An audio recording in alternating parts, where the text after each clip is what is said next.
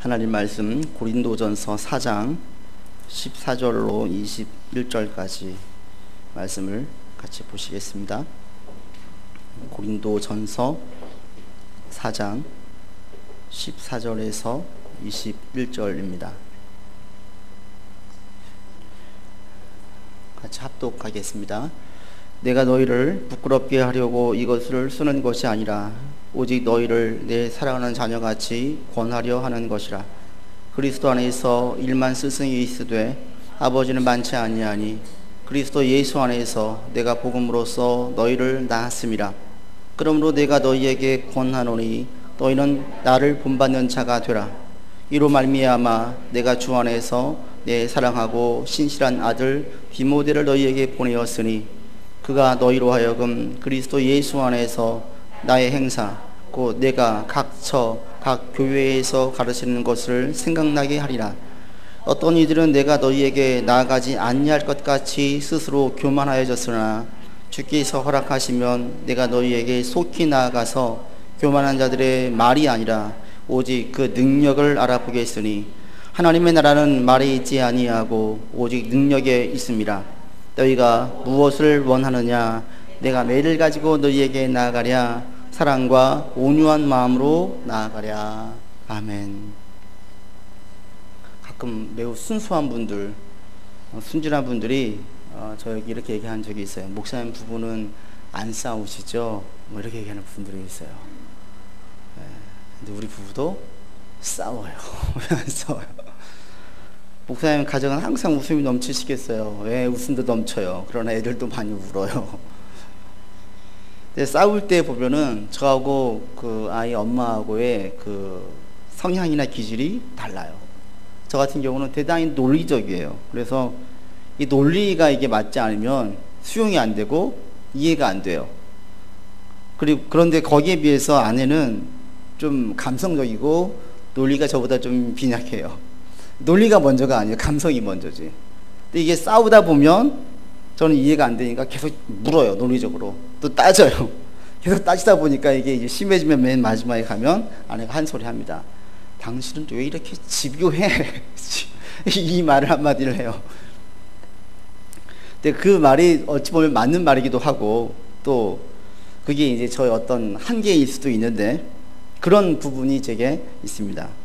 오늘 본문의 바울을 통해서 제가 위로가 됩니다. 왜 그런지 아세요? 오늘 본문의 바울이 대단히 집요하거든요. 바울은 대단히 논리적인 사람이에요.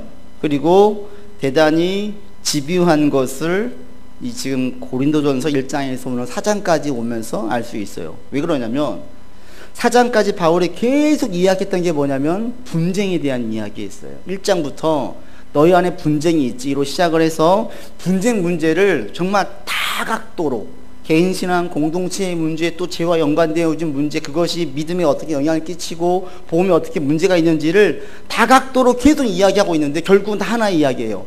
분쟁에 대한 이야기입니다. 근데 이것을 계속 얘기해서 볼륨이 4장까지 분쟁에 대한 이야기를 계속하고 있어요. 얼마나 집요해요? 이 집요한 이 바울이 계속 추궁처럼 집요하게 하면 처음에는 우리가 그런 얘기 있잖아요. 애들을 혼낼 때에도 잘못한 걸 혼낼 때에도 한 가지만 혼내면 듣지만 한 얘기 또 하고 한 얘기 또 하고 한 얘기 또 하면 애들이 좋아합니까? 안 좋아요. 어른들 관계도 마찬가지죠. 직장의 상사가 밑에 직원을 얘기할 때도 마찬가지죠. 나중에 거기에 대해서 수치심을 느끼죠. 오히려 잘못했다는 생각보다는 이제 수치심이 드는 거예요. 지금 바울이 계속 4장까지 추궁을 하고 있어요. 분당, 파벌을 나누는 것에 대하여서 계속 이야기하고 있는데 그러면서도 바울도 이것을 알고 있어요. 그래서 14절에 이렇게 얘기합니다. 내가 너희를 부끄럽게 하려고 계속 이렇게 한 게 아니라는 거예요. 이 부끄럽다는 게 뭐냐면 수치예요. 수치. 너희가 지금 이 분쟁에 대한 이야기를 들으면서 수치심을 느끼라고 내가 이 얘기를 한 게 아니다. 이 얘기를 하고 있어요.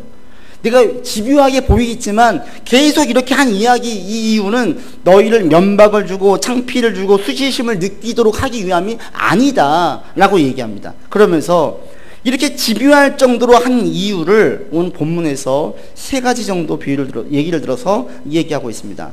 그 이유가 뭐냐? 14절과 15절 같이 읽겠습니다. 내가 너희를 부끄럽게 하려고 이것을 쓰는 것이 아니라 오직 너희를 내 사랑하는 자녀같이 권하려 하는 것이라. 그리스도 안에서 일만 스승이 있으되 아버지는 많지 아니하니 그리스도 예수 안에서 내가 복음으로 너희를 낳았습니다. 내가 너희에게 집요하게 하는 첫 번째 이유가 뭐냐면 14절과 15절에서 자녀로 여기고 있기 때문이라는 거예요. 그 다음 15절에서는 내가 너희를 낳았다. 이게 바울의 심정적인 고린도인들을 바라볼 때의 마음이었어요. 고린도 성도들은 바울이 낳은 자녀와 같은 거예요. 그래서 내가 이렇게 집요할 정도로 너희의 문제를 추궁하고 있다라고 말합니다. 이게 뭐냐면 깊은 관계성이에요. 너희는 볼 때 우리 그런 얘기 있죠. 내 안에 너 있다. 이런 닭살 멘트 있잖아요. 지금 바울 안에 고린도 성도들이 있는 거예요. 이런 깊은 관계성이 있기 때문에 내가 너희를 추궁한다라고 말합니다. 우리도 마찬가지죠. 관계의 정도에 따라서 어떤 문제나 어려움이 발생했을 때에 대하는 반응이 달라요. 지난주에 매우 가슴 아픈 사건이 있었습니다. 51살 되신 운전하시는 분이 끔찍한 사고를 내서 50대 부부를 그냥 그 자리에서 그 목숨을 앗아가게 만들었어요. 근데 그 볼 때 대체 왜 운전자는 그렇게 끔찍한 사고를 저질렀을까? 처음에는 그 운전자에 대한 원망한 마음이 있었는데 가만히 알고 보니까 그 운전자가 16시간이나 그 전날 운전을 하고 그 다음날 또 운전을 했다라는 거예요. 그리고 깜빡 자기도 모르는 사이에 졸았더니 그 순간에 그만 그 차를 쳐가지고 그 차가 두동강이 나버린 거죠. 알고 보니까 피해자만 피해자가 아니라 가해자도 피해자라는 것을 알게 되니 이게 구조적인 문제이지 단순히 그 사람의 문제가 아니라는 거예요. 그 51살 된 그 운전자도 알고 보니까 대단히 성실한 사람이고 양심적인 사람이고 또 세 자녀를 둔 가장이었어요. 성실한 사람이었어요. 그래서 그 사고 이후에 자기도 한숨도 제대로 잔 적이 없대요. 그리고 피해자 가족들에게 내가 죽어야 되는데 진심 어린 이야기를 해요. 그런 걸 볼 때에 너무너무 마음이 아팠습니다. 속이 상했습니다. 여러분도 마찬가지였죠. 그런데 마음이 아프고 속이 상했지만 제 삶에는 아무런 영향을 주지 못했어요. 그 당시 마음이 상한 것 뿐이었지 제 삶에 어떠한 변화와 영향을 주지 않았어요. 왜요? 속이 상했지만 아프지만 고쳐야 되는 문제이지만 그분은 저하고 아무 관계가 없는 거예요. 2014년 4월에 세월호 사건이 있었습니다. 벌써 3년도 다 지났어요. 그런데 지금도 안산의 선배 목사님은 여전히 그 세월호 사건이 현재형으로 남아있어요. 왜냐하면 거기에 있는 아이 중에 하나가 죽었거든요. 거기에는 자기 자녀가 죽은 옆에 있는 사촌들이 있거든요. 자기 조카가 죽었어요. 그 일이 지금까지도 거기에서는 현재형으로 남아서 세월호의 그 아픔이 안타까움으로 끝나지 않냐고 자신에게는 실질적으로 와 닿은 거예요. 왜 그렇습니까? 깊은 관계성 때문에 그래요.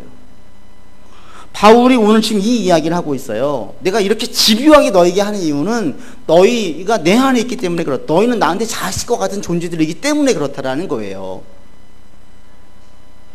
그러면 바울이 지금 이 고린도 교인들만 이렇게 깊은 각별한 관계를 가졌느냐? 재미난 것은 바울이 고린도 성도들하고만 이렇게 각별한 관계를 가진 게 아니었어요. 다른 서신서술을 보게 되면 바울이 이렇게 고린도 성도들처럼 각별한 관계를 맺었던 사람들이 매우 많은 것을 알 수 있습니다. 로마서만 봐도 로마서 맨 마지막에 감사의 인사를 할 때 보면 얼마나 많은 사람들의 이름을 거론하고 있는지 몰라요. 형식적으로 이름을 거론하는 게 아니라 그분들에 대한 실질적인 특징들을 이야기를 하면서 감사를 고백을 해요. 이것은 깊은 관계를 맺지 않으면 불가능한 일이죠. 훨씬 더 충격적인 것은 빌레몬서입니다. 빌레몬서를 보게 되면 바울이 빌레몬이라고 하는 장로에게 자기하고 함께 있는 오네시모를 용서해 줄 것을 편지를 써요. 이 편지 내용이 얼마나 파격적인지 아세요? 그 당시에 이 오네시모는 빌레몬의 종이었습니다. 종은 그 당시에 재산이에요. 때문에 종이 도망갔다고 이야기하는 것은 그 종을 잡아들이면 죽여도 되는 거예요. 지금으로 말하면 이렇게 되는 거예요. 우리 교회 어떤 제가 아는 누군가가 불신자가 제가 전도해서 예수를 믿게 됐어요. 지금 훈련을 받았어요. 근데 나중에 듣다 보니까 이 청년이 이전 다녔던 직장에 그 사장한테 큰 물질적인 해를 끼치고 나왔어요. 이걸 알게 됐어요. 근데 그 회사의 사장이 제가 잘 알고 있는 장로님이에요. 제가 그 장로님에게 변호를 하는 거예요. 장로님, 이런 청년을 알고 계시죠? 이 청년이 지금 우리 교회에서 너무 성실하게 신앙생활을 하고 있는데 이 청년이 장로님에게 끼쳤던 물질적인 모든 해를, 손해를 그냥 없는 걸로 해주세요. 제가 이런 전화를 한다고 이야기하면 어떤 분이 좋아하시겠어요? 근데 바울은 그렇게 얘기를 해요. 그리고 부탁이 아니라 부탁과 함께 거의 좀 강압적인, 거의 명령조로 가까운 이야기를 해요. 이거는 보통 깊은 관계가 아니면 불가능한 일이에요. 즉 바울은 사역 가운데에 긴밀한 관계를 맺는 분들이 매우 많았어요. 근데 바울만 그런 것이 아니라 초대교회 자체가 이런 것들이 많았어요. 초대교회 예배 가운데 큰 특징 중에 하나가 뭐냐면 예배 때마다 성찬식이 있었어요. 성찬식은 지금 좀 우리가 이 떡과 포도주를 나누는 게 아니라 그 당시 성찬식은 식교제가 같이 포함되어 있었어요. 성찬식이 있다는 것은 뭐냐면 같이 밥을 먹고 이야기하고 삶을 나누는 시간들을 가졌다라는 거예요. 지금 우리 프로그램 많이 한국교회에서 좋아하는데 그 당시에 굳이 프로그램으로 이야기한다면 이것이 그 초대교회 때 큰 프로그램 중에 하나였어요. 어떤 프로그램? 밥 먹는 프로그램. 밥을 먹으면서 각별한 관계를 맺게 하는 것을 대단히 중요하게 여겼어요. 근데 오늘날 이게 이제 우리 한국교회 위기이기도 해요. 그리고 제가 대형교회를 선호하지 않는 이유이기도 합니다. 많은 사람이 대형교회를 나가는 이유는 왜 그래요? 편하게 다니려고 나가요. 그냥 숨어서 예배만 드리고 오려고 나가요. 간섭받지 않으려고 나가요. 긴밀한 관계를 원치 않아서 나가요. 그런데 이것이 신앙적으로는 대단히 위험하고 안 좋다라는 거예요. 초대교회에는 어찌하든지 힘써가지고 각별한 관계를 맺도록 힘을 썼지 관계를 끊고 거리를 두고 살라고 이야기하지 않았어요. 왜 그럴까요? 우리는 전부 다 불완전한 존재예요. 그리고 우리의 지혜는 불완전한 지혜예요. 저를 포함해서. 저의 생각이 제가 목회에 대한 고민을 많이 한다고 해서 저의 목회 계획이 항상 옳습니까? 아니에요. 한 달에 한 번씩 신령위원회 의견들을 저는 대단히 잘 듣고 또 대단히 많이 생각을 해요. 왜? 저의 지혜, 저의 생각이 완전하지 않기 때문에 그렇습니다. 여러분도 마찬가지예요. 우리가 살아가다 보면은 우리의 생각이 한쪽으로 치우칠 때가 있고 우리의 감정이 나쁜 쪽으로 치우칠 때가 있어요. 그때 누가 이걸 잡아줘요? 내 옆에 있는 각별한 관계를 맺는 신실한 사람들이 조언해 주는 거예요. 때문에 바울은, 예수님은 제자를 파송하실 때 반드시 둘씩 보냈어요. 혼자면 넘어지니까, 같이 있으면 안 넘어지니까. 이게 대단히 중요했습니다. 제가 이 얘기를 드린 것 같은데 제가 존경했던 목사님 중에 한 분이 옥하는 목사님이십니다. 이분이 조기 은퇴를 선언했어요. 조기 은퇴가 진행 중이었어요. 그런데 중간에 자기 은퇴 안 하겠대요. 번복했어요. 그럴 때에 그분에게 훈련받았던 제자 목사들, 선교사들이 전부 다 그분에게 반대했어요. 목사님 그냥 은퇴하세요. 조기 은퇴하세요 그랬어요. 본인이 은퇴하기 싫은 거예요. 근데 주변에서 은퇴를 그냥 하래요. 이분이 그 말을 들었어요. 만약에 옥하는 목사님이 조기 은퇴 안 했더라면 목회는 몇 년 더 했겠지요. 그러나 그 교회 내에서 진행되어져 있었던 후임 목사에 대한 진행 절차가 혼란이 오고 분명히 그 교회 안에서는 적지 않은 많은 불만들이 야기되었을 것입니다. 그럼 지금과 같은 많은 존경 못 받았을 거예요. 제가 존경하고 옳게 목회했던 옥하는 목사님도 큰 일 가운데 이렇게 실수할 수가 있어요. 그럴 때에 각별한 관계를 맺었던 몇 분들의 조언이 그분으로 하여금 바른 길을 가게 만들었어요. 그래서 우리에게는 각별한 관계를 맺는 분들이 있어야만 돼요. 많으면 많을수록 좋아요. 그래서 바울은 신앙생활을 할 때에 절대 혼자 하지 않고 가는 곳마다 신실한 사람들과의 동역, 깊은 관계성을 대단히 중요하게 여겼습니다. 왜? 이것이 자기 신앙에도 도움이 되어지고 사역에도 큰 힘을 받게 하기 때문에 그렇습니다. 저도 마찬가지입니다. 사역을 할 때 여러분과 남남처럼 지내면 저는 목회 못할 거예요. 재미도 없을 거예요. 그리고 힘도 받지 못할 거예요. 아는 만큼 관심을 갖고 각별한 관계가 맺어지는 만큼 기도가 깊어지고 사랑도 주고받게 되어져 있습니다. 바울이 지금 이야기하는 너희를 내가 자녀같이 권하고 너희를 내가 낳았기 때문이라고 이야기하면서 각별한 관계를 중요하게 여기는 것 또한 여러분도 이 각별한 관계에 대해서 소중히 여기시고 깊게 여기면서 나갈 수 있기를 바랍니다. 이 깊은 관계, 각별한 관계는 그냥 거저 생겨지지 않습니다.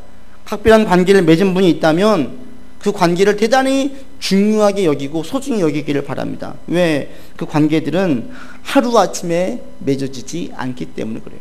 그런 관계들은 많은 관심과 많은 사랑의 행동이 동반되어야만 가능합니다. 제가 지난주 외부 설교를 다녀왔습니다.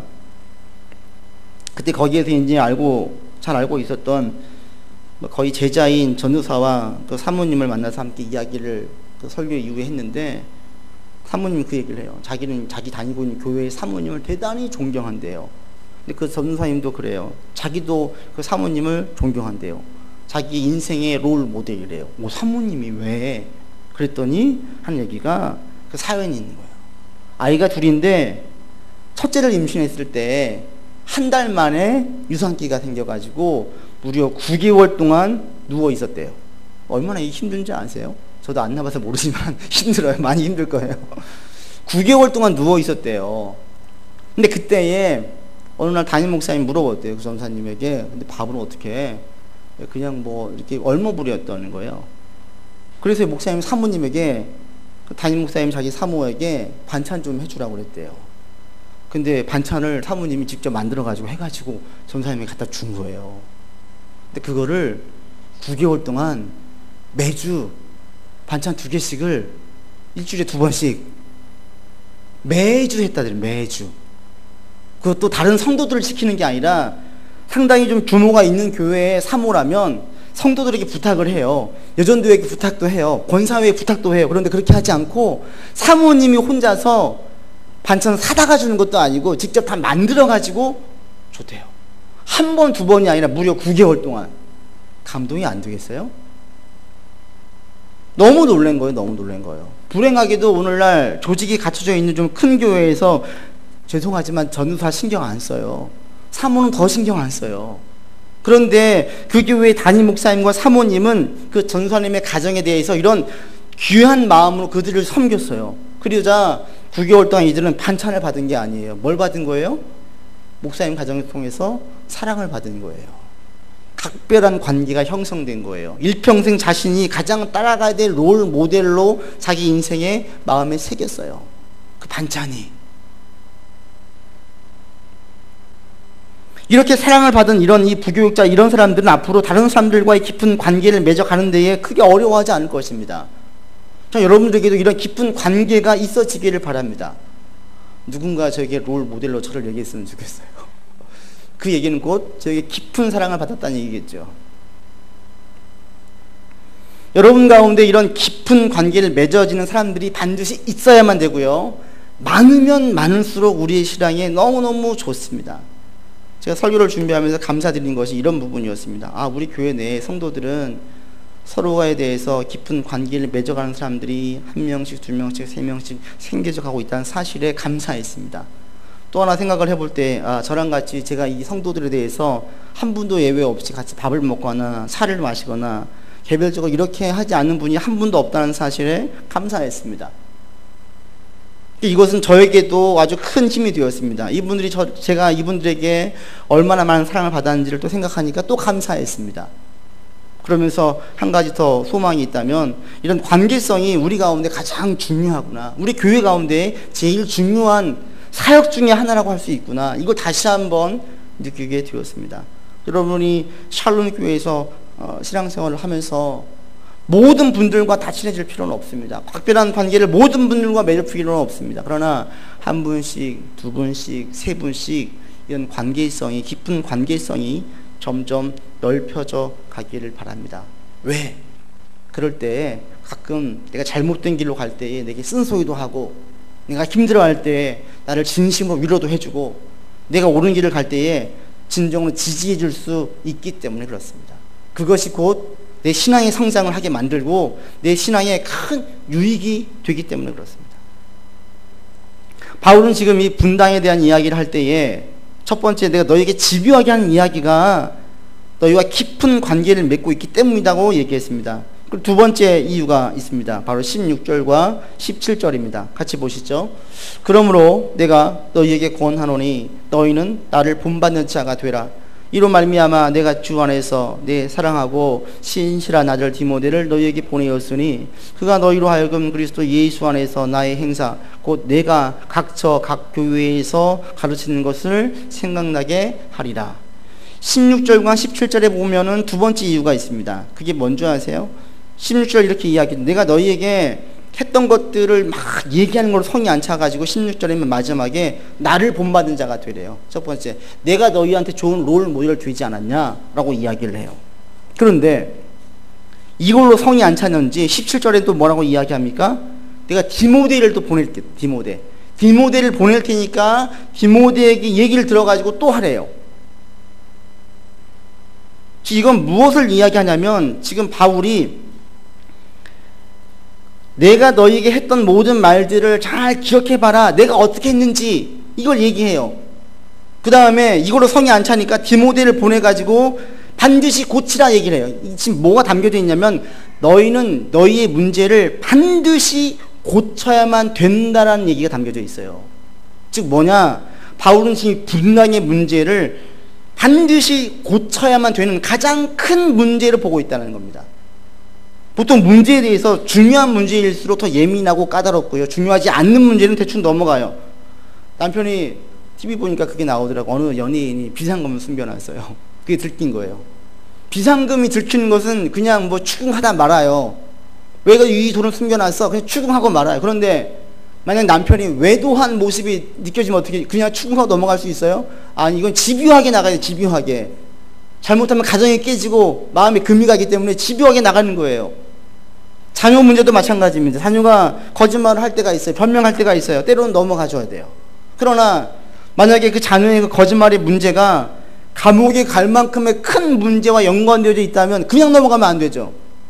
요즘 초등학생들도 중범죄를 저지르는 경우가 있기 때문에 너무 무서운 거예요. 감옥에 갈 만한 큰 죄를 저질렀으면 꼬치꼬치 깨묻고 사태를 해결하려고 애를 써야 되는 거죠. 지금 바울이 내가 너에게 했던 행동을 생각해 봐라. 또 디모데를 또 보내고, 이게 다 뭐냐면 지금 너희에게 있는 그 분당의 문제가 얼마나 큰 문제인지 알고 있니? 사태의 그 위중함, 중요성, 가장 심각한 문제로 지금 보고 있기 때문에 바울이 이렇게 집요하게 하고 있다는 거예요. 바울이 지금 무엇을 가장 중요하게 여기고 있습니까? 왜 이렇게 분당 문제에 대해서 집요하게 이야기합니까? 이게 곧 믿음의 문제이기 때문에 그렇습니다. 믿음의 문제이기 때문에. 분당이라는 것은 예수님 중심, 믿음 중심에서 사람 중심으로 옮겨지는 거예요. 이것은 믿음의 변질이에요. 신앙의 변질이에요. 말씀으로부터 멀어지게 만드는 것입니다. 하나님으로부터 멀어지게 만드는 행위입니다. 때문에 바울은 여기에 대해서 대단히 예민하게 반응하고 있는 겁니다. 여기서 우리가 또 하나 얻을 수 있는 게 있습니다. 그리스도인으로서 우리가 정말 중요하게 여길 게 뭐냐? 여러분이 가장 중요하게 여길 문제가 뭐예요? 우리에게는 영적인 문제예요. 믿음의 문제예요. 우리 실제상은 어떻습니까? 그렇지 않아요.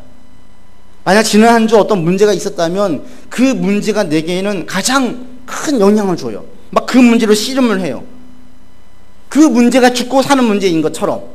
근데 실상은 그렇지 않지요. 바울이 지금 이야기하는 게 왜 이렇게 예민하게 하냐? 지금 너희는 가장 크고 중요한 문제에 심각한 질병에 걸려 있다라는 거예요. 얼마 전 그 인터뷰에 보니까 그 야구 좋아하시는 분들은 이정우라는 선수를 알 거예요. 예, 이종범의 아들, 바람의 아들인 이종범의 이 아들인 이정우가 고등학교 졸업하고 바로 프로에 입단을 했는데 야구를 너무 잘해요. 그런데 그 이종범의 아들만 있는 게 아니라 이종범의 외조카가 한 명 인터뷰를 했어요. 윤대영이라고 하는. 근데 이 조카가 지금 정식 프로팀에 올라가지 못했지만 이군처럼 그곳에서 있는데 인터뷰를 할 때 많은 주변에서 그래도 네가 이종범이 조카야?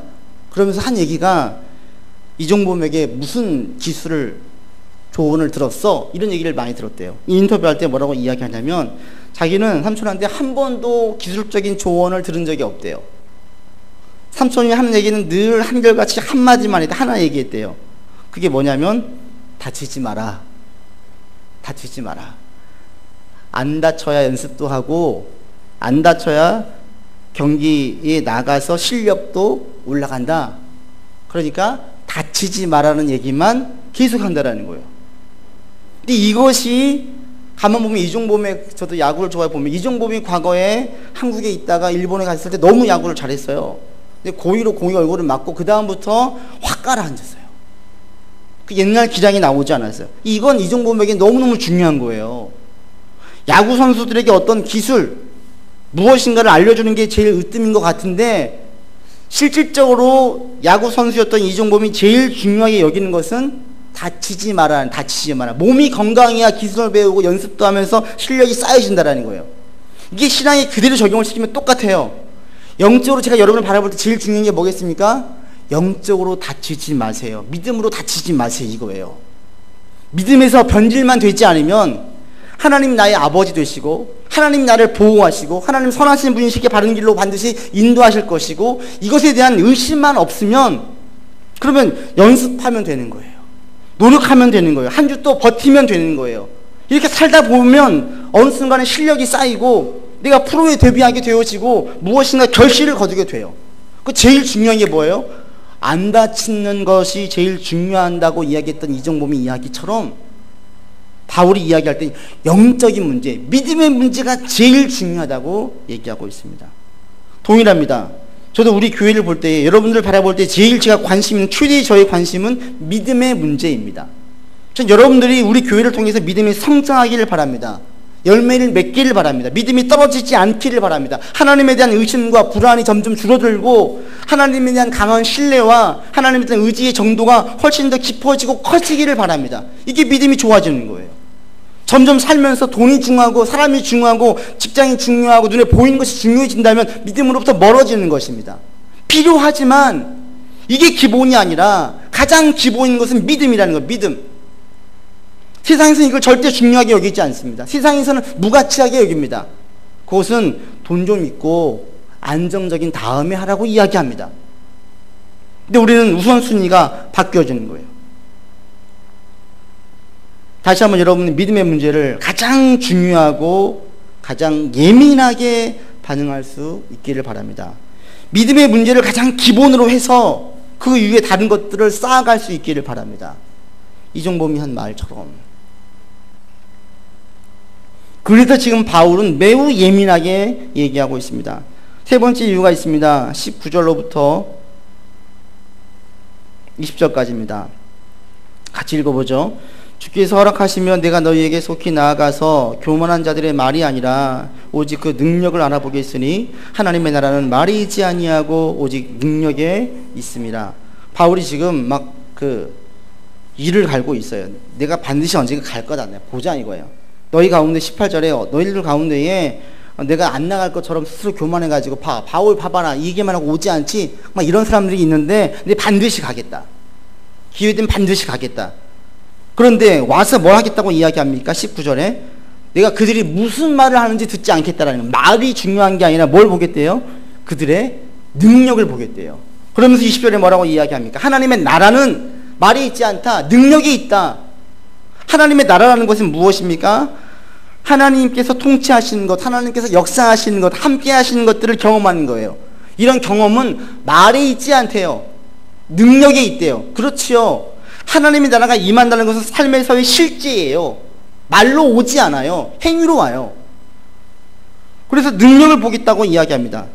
여기서 바울이 힘써 권하는 이유 세 번째를 알 수 있습니다. 그게 뭐냐? 바울은 이들이 말만 잘하는 말쟁이 신앙이 되기를 절대 원치 않았어요. 나는 너희가 말만 잘하는 신앙인이 아니라 똑똑한 소리를 할 줄 아는 신앙인이 되는 것이 원치 않고 너희 가운데에 하나님의 나라가 임하기 위한 하나님의 능력을 가진 자가 되길 원한다는 거예요. 하나님의 능력. 하나님의 능력이 뭡니까? 하나님의 능력이라는 것은 구약과 신약을 볼 때에는 이렇게 돼요. 구약에서 하나님 나라가 이야기할 때 공동체로 이야기하고, 신약에서는 공동체와 인격적인 개인 신앙을 두 가지를 같이 이야기해요. 그래서 하나님의 능력이 임한다. 이건 뭐냐면 첫 번째, 개인적으로는 성령의 열매를 맺는 거예요. 성령의 열매. 인격적인 변화, 내적인 변화. 그 다음에 공동체로 볼 때는 교회가 말씀으로 서고, 가정이 말씀으로 서고, 이 국가 가운데에 하나님의 법이 어떤 기초가 되어지고, 이런 일들이 국가 간에 있는 것이 하나님의 능력이에요. 그러니까 이런 능력이 임하게 하기 위해서 바울이 이들에게 신앙을 가르쳤다라는 거예요. 그러니까 성경적인 지식이 쌓이는 게 아니라, 저도 똑같습니다. 여러분들이 성경적인 지식만 쌓여가는 자가 되지 않기를 원합니다. 지식이 중요한 게 아니라 능력이 중요해요. 능력은 말에 있지 않아요. 입술에 있지 않아요. 우리의 행동에 있어요. 삶에 있어요. 그럴 때에 이 능력은 어떨 때에 그 능력이 임하느냐, 예수님께서 제자를 가르칠 때 보면 그걸 알 수 있어요. 예수님께서 제자들과 함께 동거동락했지요. 그러면서 예수님 제자들에게 계속 가르치셨어요. 근데 그때에 정말 중요한 건 뭐냐면, 함께 먹고 자는 게 중요한 게 아니라, 우리도 식교제가 자체가 중요한 게 아니라, 정말 중요한 것은 제자들이 예상할 수 없는 충격적인 말과 행동들을 예수님께서 계속 보여주셨어요. 그러면서 이것들이 어떤 영향을 가지고 왔냐면, 이 제자들에게 그들의 사고방식, 그들의 잘못된 그들의 습관, 늘 해왔던 그 자연스럽게 생각해왔던 생각들, 가치관들을 깨기 시작했어요. 가장 좋은 예가 나면서부터 소경되었던 자입니다. 제자가 묻습니다. 예수님, 누구의 죄입니까? 유대인의 그 죄에 대한 관점에서 고치지 못할 질병은 이건 죄의 문제였어요. 저 사람의 죄이든지 부모의 죄이든지. 그때 예수님께서 충격적인 말씀을 하십니다. 그것은 저 사람의 죄도 아니고 부모의 죄도 아니다. 그럼 누구의 죄입니까? 저 죄가 아니다. 하나님의 영광을 나타내기 위함이다. 완전히 관점을 바꾸고 놓아버린 거예요. 우리로 말하면 목사가 교통사고 났어요. 장모님이 암에 걸렸어요. 늘 기도하는 권사님이 너무너무 아파요. 열심히 일했던 집사님이 사업이 부도가 났어요. 너무 성실했던 그 가정 가운데 자녀가 힘들어해요. 그럴 때 우리가 어떻게 생각을 해요? 아, 예수님 저렇게 잘 믿는데 왜 이렇게 어려운 일이 있어? 라는 생각을 먼저 가져요. 그때 예수님께서 뭐라고 말씀하십니까? 그것은 죄가 있어서 그런 게 아니야. 목사가 무슨 죄를 져서 저렇게 교통사고가 났나? 장로가, 권사가 무슨 잘못을 했기 때문에 저렇게 된 것이 아닌가? 이 생각을 제일 먼저 가질 때에 아니라는 거예요.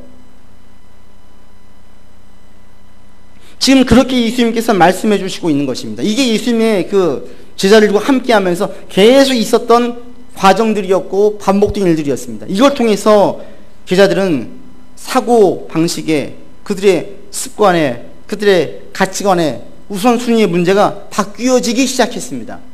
이러면서 하나님의 능력이 오는 거예요. 즉 하나님의 능력은 내가 깨져야 되는 거예요. 내 가치관이 바뀌어야 되는 거예요. 내 사고방식이 바뀌어야 되는 거예요. 내 습관이 바뀌어야 되는 거예요. 이게 쉽게 돼요?